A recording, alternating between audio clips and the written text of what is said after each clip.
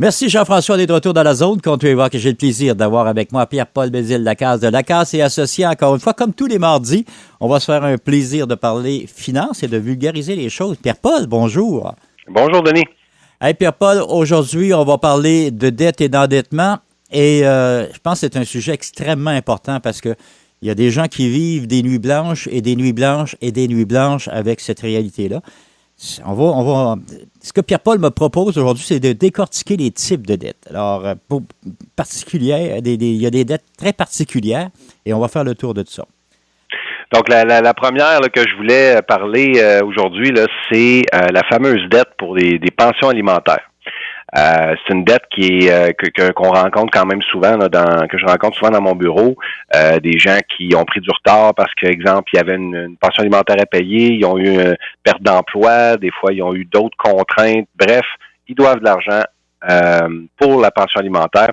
Ben, la première chose, c'est qu'il faut savoir cette dette-là, elle est non libérable, comme beaucoup de gens sans doute. C'est-à-dire que même si on fait faillite, si on fait une proposition de consommateur, si on offre un montant à ses créanciers, on doit l'inclure, cette dette-là, mais elle ne sera pas libérable. Ça veut dire qu'au terme de la procédure, cette dette-là, elle va continuer d'exister la journée que la faillite, par exemple, est terminée. Donc, il y a vraiment un article de loi qui vient nous dire, là, l'article 178, c'est une dette non libérable. C'est aussi une dette qui se suspend pas, parce que la majorité des dettes non libérables se suspendent pendant la durée d'une faillite, c'est-à-dire qu'on les met de côté, on les paye pas pendant qu'on est en faillite, puis on recommence à les payer plus tard. Cette dette-là, la pension alimentaire, elle est spécialement conçue pour qu'on puisse pas la suspendre en vertu de l'article 69. Donc, encore là, il y a une autre problématique pour les gens, mais il y a quand même un avantage aussi dans un autre article, l'article 136, pour cette même dette de pension alimentaire-là, que même si elle est non libérable, même si on peut pas la suspendre, lorsqu'on donne de l'argent à nos créanciers, quand on fait une faillite ou qu'on fait une proposition de consommateur, on a des paiements à faire selon notre situation, on en a déjà parlé dans d'autres chroniques, ben la dette de pension alimentaire des 12 derniers mois, elle a un statut privilégié. Donc, je vais te prendre un exemple. Mettons qu'on a une dette de pension alimentaire de 5 000 qu'on doit, et c'est les dernières pensions là, qu'on n'a pas pu payer, et que la personne fait une proposition de consommateur à ses créanciers, elle fait une proposition, elle va donner 20 000 sur 5 ans à ses créanciers, parce que la personne a beaucoup de dettes. Ben, la priorité va être donnée à la dette de pension alimentaire. Donc, ça, c'est à l'avantage de la personne qui fait la proposition, parce que, à même ses paiements, on va payer en priorité la pension alimentaire, donc ça va la payer plus vite que les autres dettes, donc ça va la libérer plus rapidement, ça va lui permettre de reprendre le retard. Et ça a l'avantage aussi pour la personne qui la reçoit, parce que quand il y a un retard de pension alimentaire, ben ça bloque la réception qu'on peut faire de la pension alimentaire de l'autre côté, hein, du côté de l'autre conjoint. Donc, ça a l'avantage que c'est vraiment prévu dans la loi, tu peux pas t'en libérer, mais si tu fais un offre à tes créanciers ou si tu fais une faillite, ben les montants en priorité, ils vont servir à payer cette dette-là. Et quand cette dette-là sera payée à 100%, on commencera à payer les autres. Donc, c'est vraiment une dette qui a un statut particulier, qui est quand même intéressant, mais qu'il faut réfléchir, puis qu'il faut, quand les gens ont cette dette-là, ben il faut leur expliquer un petit peu cette dynamique-là. Ça veut dire que quelqu'un qui a une dette de pension alimentaire va continuer à payer sa pension alimentaire durant le temps qu'il est en faillite. Et en plus de ça, le retard va se payer par la faillite en parallèle. C'est ça? Exactement, on pourrait dire ça. C'est exactement ça. Ma question que je me posais, c'est que je ne veux pas revenir sur l'article de la loi qu'il y a eu la semaine dernière, mais si on a un couple non marié avec aucun contrat avec des enfants, mais qui s'entendent pour une pension alimentaire, est-ce que cette pension alimentaire-là sur laquelle ils se sont entendus verbalement est rapportable là ou c'est une entente verbale, donc elle n'a pas de poids? Les ententes verbales, ils ont autant de poids. Dans le fond, là, si on fait une entente ensemble puis qu'on a on va dire un contrat verbal, ça a autant de poids qu'un contrat écrit. C'est juste que des fois, la preuve est moins forte. Hein. Si on s'est entendu sur quelque chose puis qu'un des deux le respecte pas, ben là, c'est dur des fois d'avoir des preuves. Donc si tout le monde le déclare puis tout le monde est conscient que oui, je dois tel montant à cette personne-là, ben ça va m'arriver qu'on n'a pas les preuves, mais quand les deux personnes s'entendent, ben moi je fais signer je fais assermenter une déclaration qui dit que cette dette-là existe, puis on peut le traiter de la même façon. OK, donc ça devient une dette qui est obligatoire, qui s'en va, qui prend sa ligne. Ah, c'est intéressant. Très intéressant. Oui, et ça serait vrai pour tout autre type de dette verbale aussi. Mais le problème arrive évidemment quand les gens s'entendent pas. Non, c'est pas ça que j'ai dit, ou c'est pas vrai, ou tu sais, là, ça devient effectivement plus compliqué. Puis c'est pour ça qu'on est toujours mieux d'avoir des documents écrits. On est toujours mieux d'avoir une entente écrite ou au mieux une médiation de pension alimentaire. Si on s'entend bien, on peut aller en médiation puis s'entendre sur quelque chose. Et là, à ce moment-là, on peut le considérer de façon juridiquement beaucoup plus solide là, en matière de faillite. Et ça veut dire que si les gens s'entendent pas, ça peut arriver qu'on se retrouve devant des avocats ou devant des gens de justice pour établir les choses, là, finalement. Absolument. C'est toujours ça qui se passe. C'est idéalement, on veut une entente à l'amiable. Ensuite, sinon, la médiation va aider à essayer de rapprocher les parties. Et si ça marche pas, là, c'est effectivement des frais juridiques et tout ce qui s'ensuit. Là. OK. Ça, c'est pour les dettes de pension alimentaire. Si on parle d'autres types de dettes, exemple, des dettes étudiantes. Moi, j'ai étudié pendant... Oui, les dettes de prêt étudiants. C'est ça, j'allais dire, j'ai étudié pendant, comme bien d'autres, pendant une quinzaine d'années et j'ai ramassé des dettes tout au long de ma période d'études. Alors, il faut que je les rembourse au gouvernement, les autres, là. Oui, effectivement, la dette étudiante, elle a un statut particulier. Elle aussi, elle est non libérable, mais selon certaines conditions. Donc, la dette étudiante va être non libérable quand on est sorti des études, ça fait moins de 7 ans. Donc, exemple, j'ai terminé mes études en 2020 et je déclare faillite aujourd'hui en mars 2024. Ça fait pas 7 ans que je suis libéré, que je n'ai plus le statut d'étudiant. À ce moment-là, la dette va être non libérable. Un peu le même principe qu'on disait tantôt. Par contre, c'est une dette qui peut se suspendre. Donc, ça veut dire que pendant la durée de la faillite de la personne, elle n'a pas à payer ce montant-là et c'est logique parce que on veut s'assurer, parce qu'en faillite ou en proposition, on a des paiements à faire. On veut pas que les gens aient un paquet de dettes non libérables qu'ils doivent payer. Donc, oui, on dit, parfait, vous ne serez pas libéré de cette dette-là. Par contre, on va la suspendre la durée de la faillite ou la durée de la proposition de consommateur. Donc, ça donne un lousse à la personne. Donc, si ça fait plus de 7 ans qu'on n'a pas le statut étudiant, c'est libérable, comme n'importe quelle dette. Si ça fait entre 5 et 7 ans, c'est non libérable, mais on peut demander une dérogation au tribunal qu'on va faire pour demander que ça soit libérable selon certaines conditions. Donc ça, on l'analyse avec les gens puis on regarde si c'est le cas. Et quand ça fait moins de 5 ans, assurément, c'est non libérable. Et la particularité, puis il y a eu beaucoup de jurisprudence sur les dettes étudiantes, c'est vraiment que les dettes étudiantes, c'est la date de fin d'études, là, il n'y en a rien qu'une. Donc, ça veut dire que si quelqu'un va aux études et il va pas aux études pendant 10 ans, il fait sa vie, il paye son prêt, puis que là, finalement, il retourne faire un petit cours il est inscrit comme étudiant, son statut d'étudiant redémarre. Donc, ça veut dire qu'on repart le 7 ans à partir de cette date-là. Donc, il y a vraiment un enjeu pour les dettes étudiantes, pour les gens qui sont retournés aux études, pour s'assurer que la date de fin d'études, pour calculer, là, c'est la dernière fois qu'on est allé aux études. Donc, ça aussi, ça a de l'impact. Lorsqu'on suspend la dette étudiante, est-ce que les intérêts courent encore ou les intérêts sont également gelés à cet endroit-là et reprennent à partir du moment où on a suspendu lorsqu'on reprend la dette?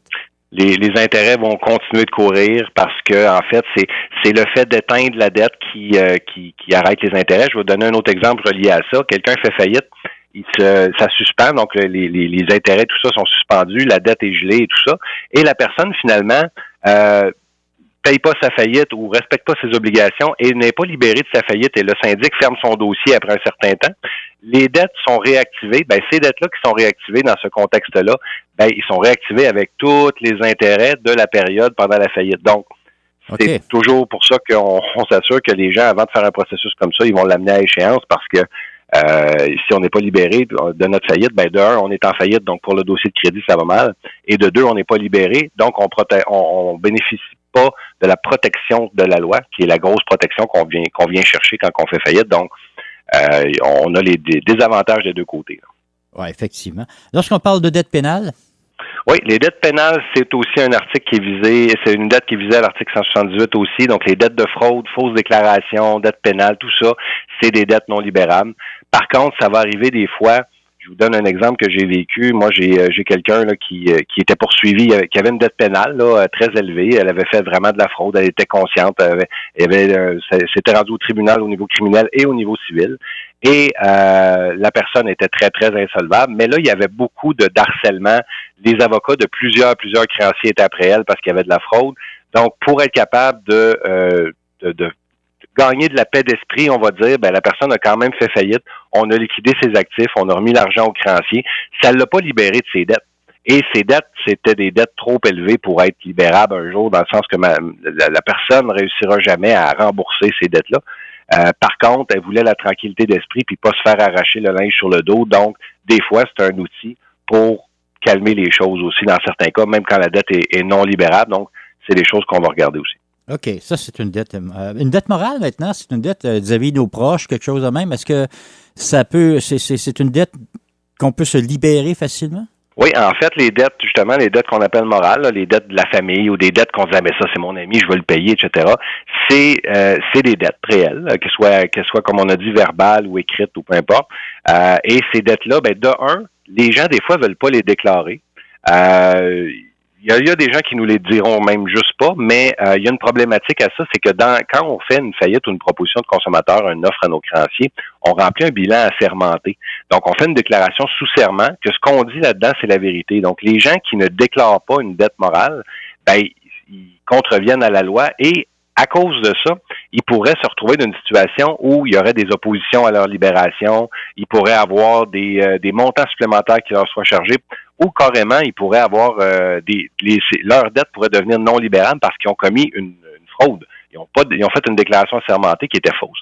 Donc, souvent, moi, ce que je vais suggérer aux gens, c'est on la déclare. Vous allez être libéré légalement de cette dette-là parce que à la fin du processus, la dette va être effacée. Et là, vous verrez, si jamais un jour vous voulez rembourser cette personne-là, vous ferez bien ce que vous voulez. Mais le fait de l'écrire, ça s'assure qu'on ne fait pas de fausses déclarations. Et en plus, ça a l'avantage que ce soit dans une faillite ou une proposition de consommateur, on verse des montants. Les gens payent des montants au syndic, le syndic reverse au créancier les montants. Les montants qui sont reversés, la personne qui a une dette morale, que ce soit un parent ou peu importe, cette personne-là peut recevoir un dividende, va recevoir une partie de ce montant-là. Donc, tant qu'à payer des montants pour se libérer de ses dettes, en déclarant ces dettes-là, on s'assure qu'il y a un petit bout au moins qui va revenir aux personnes à qui on doit de l'argent. Puis même si dans un deuxième temps, on choisit éventuellement de les rembourser ou de les repayer autrement, au moins, ils ont pu récupérer à court terme quand même un petit quelque chose. Fait que c'est comme ça qu'on traite une dette morale. Là. OK. Et si on parle de dette fiscale, dette suite à d'impôts pour un travailleur autonome, TPS, TVQ et compagnie? Oui. Toutes les dettes fiscales d'impôts, ces dettes-là sont absolument libérables. Il y a aucun, il y a encore des gens qui pensent qu'il y a un statut particulier pour les dettes d'impôts. Des fois, j'ai des gens qui viennent me voir, ils ont 7 ans d'impôts pas produits. Oui, ils n'auront pas le choix de produire la déclaration fiscale parce que c'est une obligation que tout le monde a. Il va falloir qu'ils produisent. Par contre, le résultat de cette production-là, s'il y a une dette, cette dette-là va être libérable. Donc, c'est très important à savoir. Tu parlais tantôt de TPS TVQ, c'est certain que là, il y a un contexte particulier pour la TPS TVQ parce que il va y avoir des fiducies présumées, surtout en ce qui a trait au DAS. La problématique va être que ça détient comme une garantie sur des actifs. Donc, si on a une entreprise incorporée, on n'aura pas ce problème-là, c'est-à-dire que la dette va retomber sur la personne et si la personne fait une faillite personnelle en plus de faire une faillite corporative, elle va s'en libérer, il n'y a pas de problème. Mais si la personne détient son entreprise, comme un enregistré par exemple, et qu'elle a des actifs, mettons que je fais de la radio, puis que j'ai une console de radio, puis que je suis travailleur autonome ou que je suis un enregistré, évidemment, si j'ai des déductions à la source parce que j'ai des employés que j'ai pas payés, là, à ce moment-là, les déductions à la source vont avoir un privilège prioritaire sur mes actifs qui sont reliés au commerce. Okay. Donc, il y a quand même des impacts. Fait que ça, c'est pas blanc, c'est pas noir. Donc, les DAS, TPS, TVQ, là, on le décortique avec les gens selon la situation. Mais le plus souvent qu'on voit, c'est les dettes d'impôt, des dettes d'impôt de monsieur, madame, tout le monde. Donc, ça, c'est libérable. Il faut s'enlever de la tête que cette dette-là, il faut absolument la payer. C'est une dette qui est très importante à prioriser dans la vie de tous les jours, parce que quand on doit de l'argent au gouvernement au niveau de l'impôt, ils peuvent être très agressifs. Donc, monsieur, madame, tout le monde qui est solvable, qui a l'argent pour les payer, il faut les payer, il faut produire nos déclarations à jour pour éviter les pénalités de non-production qui peuvent aller à 2500 $ par année, tout ça. Faut les produire, faut les payer.